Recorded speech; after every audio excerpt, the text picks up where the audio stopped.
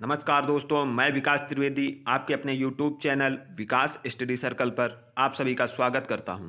दोस्तों, हिस्ट्री की क्लास में हम लोग सिंधु सभ्यता के स्थलों के बारे में जानकारी कर रहे थे, जिसमें हम लोगों ने हड़प्पा शहर के बारे में जानकारी कर ली थी।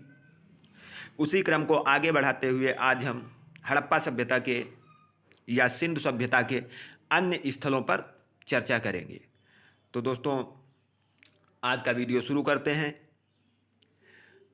तो सबसे पहले दोस्तों, हड़प्पा सभ्यता के बारे में थोड़ी जानकारी कर लेते हैं कि हड़प्पा शहर जो था उसके उत्खननकर्ता कौन थे। सर राय बहादुर दयाराम साहनी ने हड़प्पा की खोज की या उसका उत्खनन किया, और इसका उत्खनन इन्होंने कब किया? तो दोस्तों 1921 में हड़प्पा का उत्खनन किया गया और हड़प्पा रावी नदी के किनारे स्थित है।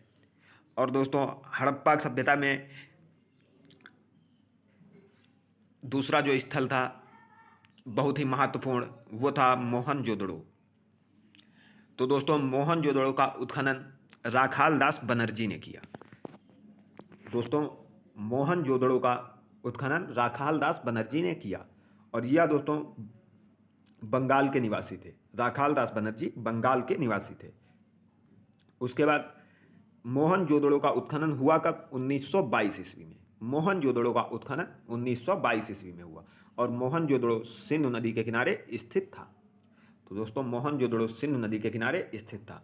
उसके बाद आगे देखते हैं कि दोस्तों मोहनजोदड़ो सिंधी भाषा का शब्द है। मोहनजोदड़ो जो है वो सिंधी भाषा का शब्द है, और जिसका वास्तव में कहा जाए नाम जो था वो मोइंदा दड़ो था। दोस्तों, इसका वास्तव में नाम मोइंदा दड़ो था, लेकिन यह सिंधी भाषा का शब्द जो मोहनजोदड़ो बन गया मोइंदा दड़ो से, तो इसका अर्थ मुर्दों का टीला होता है।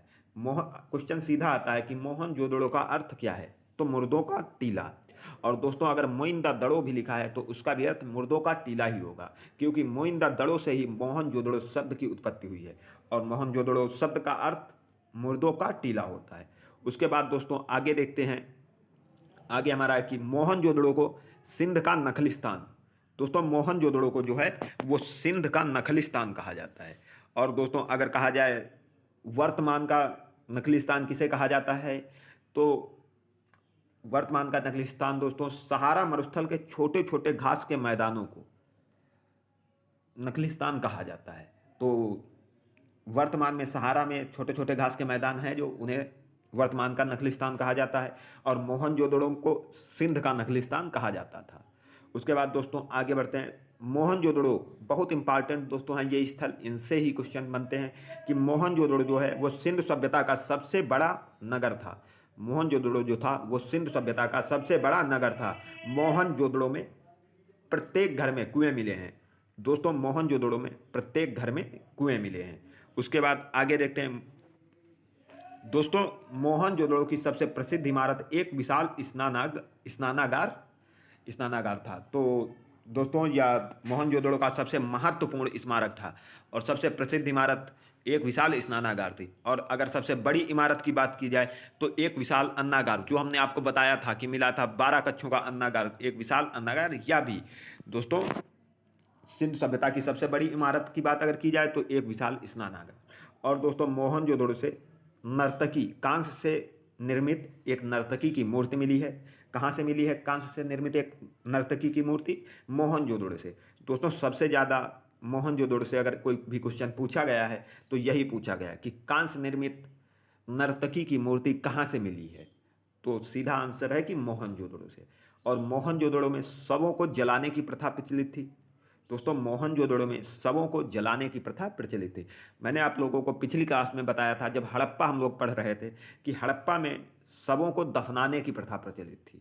और अभी आगे हम बताएंगे कि कहाँ कैसी व्यवस्था थी। और मोहनजोदड़ो में तो दोस्तों शवों को जलाने की व्यवस्था थी, जबकि हड़प्पा में शवों को दफनाने की व्यवस्था प्रचलित थी। उसके बाद हम अगले स्थल पर चलते हैं, हड़प्पा सभ्यता के अगले स्थल पर। तो दोस्तों, अगला स्थल हमारा, दोस्तों एक चीज़ हम बता देते हैं कि मोहनजोदड़ो जो है वो वर्तमान में पाकिस्तान में स्थित है। मोहनजोदड़ो वर्तमान में पाकिस्तान में स्थित है, और हड़प्पा सभ्यता का सबसे बड़ा शहर मोहनजोदड़ो ही है। उसके बाद अगला हमारा है लोथल। दोस्तों लोथल का उत्खनन रंगनाथ राव, कहीं कहीं पर SR राव लिख के आ जाता है दोस्तों एग्जाम में, तो SR राव से आप लोग कन्फ्यूज ना होना, रंगनाथ राव या SR राव बात एक ही है दोस्तों। और इसका उत्खनन 1955 एवं 1962 दो बार हुआ दोस्तों। लोथल का उत्खनन 1955 एवं 1962 में दो बार हुआ। और दोस्तों लोथल सबसे ज़्यादा पूछा जाने वाला, क्योंकि लोथल किस नदी के किनारे बसा है, तो दोस्तों लोथल भोगवा नदी के किनारे बसा है। और अगर कहा जाए वर्तमान स्थिति क्या है इसकी, तो अहमदाबाद गुजरात, वर्तमान में लोथल अहमदाबाद गुजरात में स्थित है। और दोस्तों इसको बहुत ध्यान से पढ़ना कि लोथल के उत्खननकर्ता रंगनाथ राव और नदी भोगवा नदी के किनारे, क्योंकि दोस्तों यह एक सिंध सभ्यता का बंदरगाही शहर था, यहीं से इनका व्यापार होता था सिंध सभ्यता के लोगों का, तो इसलिए लोथल बहुत ही इम्पॉर्टेंट हो जाता है। और सबसे ज़्यादा क्वेश्चन भी लोथल से ही बनते हैं दोस्तों। यही कुछ महत्वपूर्ण स्थल हैं हड़प्पा सभ्यता के, हड़प्पा, मोहनजोदड़ो, लोथल और कालीबंगा, ये सबसे ज़्यादा महत्वपूर्ण है, क्वेश्चन इन्हीं से बनते हैं। क्योंकि दोस्तों लोथल जो है वो बंदरगाही शहर था, मोहनजोदड़ो सबसे बड़ा शहर था, हड़प्पा वो सबसे पहले खोजा गया था, और कालीबंगा जो है दोस्तों वो स्वतंत्रता के बाद खोजा गया दूसरा स्थल था, जो सबसे पहले खोजा गया था, दूसरा स्थल था। उसके बाद दोस्तों लोथल के बारे में और भी जानकारी करते हैं कि लोथल दोस्तों स्वतंत्रता के बाद सिंधु घाटी सभ्यता में भारत में खोजा गया यह पहला स्थल था दोस्तों। लोथल जो है वो भारत में खोजा गया स्वतंत्रता के बाद पहला स्थल था, और दूसरा अभी हमने आपको बताया कालीबंगा था। तो दोस्तों यह सिंधु सभ्यता का सबसे अधिक विकसित बंदरगाह था दोस्तों। सिंधु सभ्यता के बंदरगाहों के बारे में हमने पिछली क्लासों में आपको बताया है कि सिंधु सभ्यता के बंदरगाह कौन कौन से शहर थे। और दोस्तों उसके बाद सिंधु सभ्यता का सबसे अधिक विकसित बंदरगाह तो लोथल ही था। और लोथल से दोस्तों अग्निकुंड प्राप्त हुए हैं, लोथल से अग्निकुंड प्राप्त हुए हैं, जिसे पुरातत्व जो विद हुए उन्होंने धान कूटने का जो वो होता है गड्ढा, उसे भी बताया है इसी यज्ञ कुंड को। और दोस्तों लोथल में मैसोपोटामी, आप जानते हैं कि ये अगर बंदरगाही शहर था तो यहाँ से व्यापार हुआ, तो यहाँ से सामान जाता भी होगा और आता भी होगा। तो यहाँ पर दोस्तों मैसोपोटामिया दोस्तों, मैसोपोटामिया की सभ्यता की मोहरें मिली हैं लोथल से ही दोस्तों। लोथल से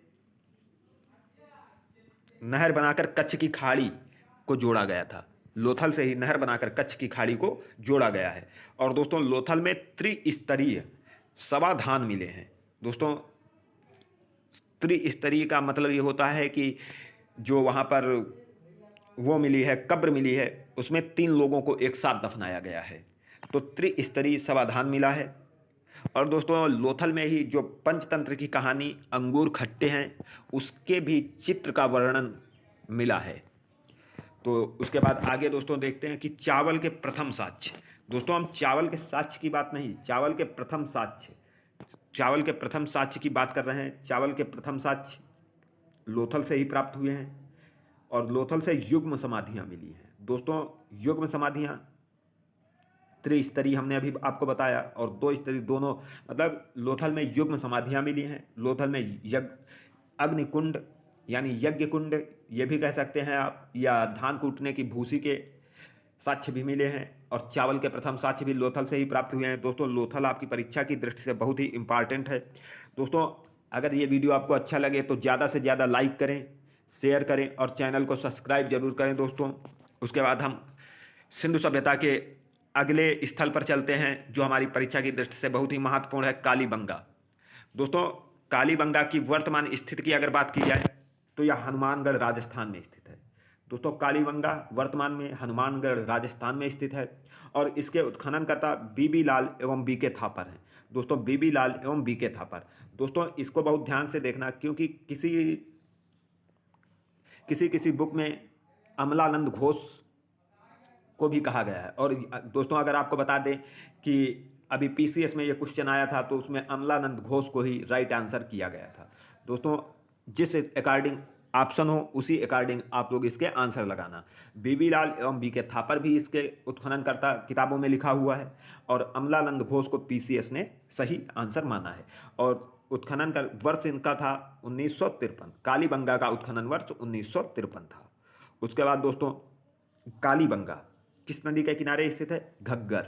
दोस्तों घग्गर नदी के किनारे कालीबंगा स्थित है। लोथल हमने आपको बताया है कि भोगवा नदी के किनारे स्थित है, और हड़प्पा रावी नदी के किनारे स्थित है। मोहनजोदड़ो सिंधु नदी के किनारे स्थित है।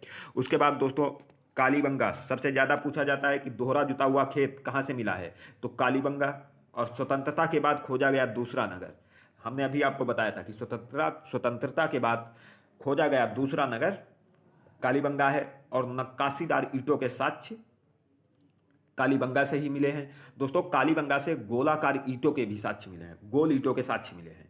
और दोस्तों अग्निकुंड के साक्ष्य यहाँ से भी मिले हैं। तो दोस्तों हम कह सकते हैं कि लोथल और कालीबंगा से अग्निकुंड के साक्ष्य मिले हैं। दोस्तों लोथल और कालीबंगा से अग्निकुंड के साक्ष्य मिले हैं। उसके बाद आगे हम देखते हैं दोस्तों कालीबंगा, लोथल, सुतकोतदा से सैंधवकालीन घोड़े के अस्थिपंजर मिले हैं। दोस्तों कालीबंगा, लोथल, सुतकोतदा से सैंधवकालीन घोड़े के अस्थिपंजर मिले हैं। दोस्तों बहुत से क्वेश्चन आते हैं और हम आपको यहाँ पर बता देते हैं कि ये चैप्टर आज हमारे स्थल पूरे हो जाएंगे। उसके बाद इसके जितने भी क्वेश्चन हमसे छूटे होंगे और या फिर जो भी होगा, हम अभी इसकी एक क्लास में प्रैक्टिस करेंगे कम से कम 100 कुछ क्वेश्चनों की। तो क्लास ज़रूर रेगुलर किया कीजिए, यह आपकी परीक्षा की दृष्टि से बहुत ही महत्वपूर्ण है। और दोस्तों हम अगली क्लास इसकी प्रैक्टिस की लाएंगे जो जिसमें 100 क्वेश्चन होंगे कम से कम, और बहुत ही महत्वपूर्ण पूरा एक प्रैक्टिस सेट होगा, उसको करेंगे। तो दोस्तों कालीबंगा, लोथल और सुतकोतदा से सैंधवकालीन घोड़े के अस्थिपंजर मिले हैं। कालीबंगा एवं लोथल से युग्म समाधियाँ भी मिली हैं। दोस्तों कालीबंगा एवं लोथल में युग्म समाधियाँ भी मिली हैं। अभी हमने आपको बताया था कि लोथल में त्रिस्तरीय समाधि भी मिली है। तो दोस्तों कालीबंगा काली मिट्टी की चूड़ियाँ भी प्राप्त हुई हैं। दोस्तों कालीबंगा से काली मिट्टी की चूड़ियाँ भी प्राप्त हुई हैं। दोस्तों उम्मीद करता हूँ आपको मोहनजोदड़ो, हड़प्पा, लोथल और कालीबंगा बहुत अच्छे से समझ आ गया होगा। अगर दोस्तों ये वीडियो आपको अच्छा लगे तो ज़्यादा से ज़्यादा लाइक करें, शेयर करें और चैनल को सब्सक्राइब जरूर करें। और दोस्तों हमारे चैनल पर ज्योग्राफी, हिंदी, CDP, करेंट और UPSSC PET के टॉप 10 क्वेश्चनों की श्रृंखला लगातार चल रही है। तो एक बार चैनल पर जाकर उन सभी वीडियो को देखें और चैनल को ज़्यादा से ज़्यादा शेयर करें और सब्सक्राइब जरूर करें दोस्तों। उसके बाद आगे हम बढ़ते हैं दोस्तों चन्हू-दड़ो। दोस्तों चन्हू-दड़ो की वर्तमान स्थिति सिंध प्रांत, पाकिस्तान। दोस्तों चन्हू-दड़ो वर्तमान में पाकिस्तान में स्थित है। और चन्हू-दड़ो के उत्खननकर्ता गोपाल मजूमदार। दोस्तों चन्हू-दड़ो के उत्खननकर्ता गोपाल मजूमदार हैं और इन्होंने इसका उत्खनन 1931 ईस्वी में किया। दोस्तों इसमें वर्ष इंपॉर्टेंट नहीं है तो, और यह चन्हू-दड़ो सिंधु नदी के किनारे स्थित है। मोहनजोदड़ो और चन्हू-दड़ो यह सिंधु नदी के किनारे स्थित है। चन्हू-दड़ो इस सभ्यता का एकमात्र ग्रामीण स्थल है। दोस्तों आप समझ सकते हैं कितना इम्पॉर्टेंट है कि चन्हू-दड़ो इस सभ्यता का एकमात्र ग्रामीण स्थल है और यहाँ कच्ची ईंटों के साक्ष्य प्राप्त हुए हैं। दोस्तों चन्हू-दड़ो से कच्ची ईंटों के साक्ष्य प्राप्त हुए हैं। उसके बाद मनके बनाने के कारखाने लोथल एवं चन्हू-दड़ो से मिले हैं। तो दोस्तों मनके बनाने के कारखाने लोथल एवं चन्हू-दड़ो से मिले हैं और चन्हू-दड़ो सिंधु नदी के किनारे पाया गया है और चन्हू-दड़ो सिंधु प्रांत पाकिस्तान में स्थित है। तो दोस्तों उम्मीद करता हूँ ये वीडियो आपको अच्छा लगा होगा। तो इस वीडियो को अंत तक जरूर देखें और ज़्यादा से ज़्यादा लाइक करें, शेयर करें और चैनल को सब्सक्राइब जरूर करें दोस्तों। और अगली क्लास में हम सिंधु सभ्यता से बनने वाले सभी क्वेश्चनों की प्रैक्टिस करेंगे। धन्यवाद दोस्तों, मिलते हैं अगली क्लास में।